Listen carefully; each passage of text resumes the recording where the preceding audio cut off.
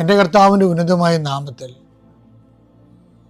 കർത്താവെ അന്ധന് കാഴ്ച നൽകുവനെ, കർത്താവെ ചെകിടിന് കേളി നൽകുവനെ, കർത്താവെ ഊമന് സംഭാഷണം നൽകുവനെ,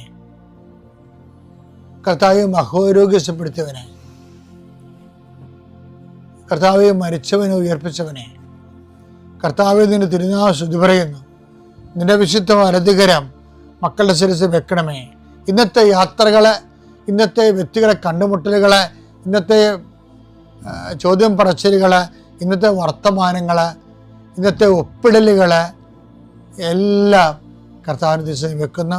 രേഖകൾ അന്വേഷിച്ച് പോകുന്നവരെ, വിസ പ്രോസസ്സിങ്ങിന് വേണ്ടി പോകുന്നവരെ, വിസ ഇൻ്റർവ്യൂവിന് വേണ്ടി പോകുന്നവരെ, യാത്രക്ക് ടിക്കറ്റ് എടുക്കാൻ പോകുന്നവരെ, ഇന്നത്തെ യാത്രകൾ, യാത്ര ചെയ്യുന്ന വാഹനങ്ങൾ കർത്താവിനെ സംബന്ധിച്ച് പ്രാർത്ഥിക്കുന്നു.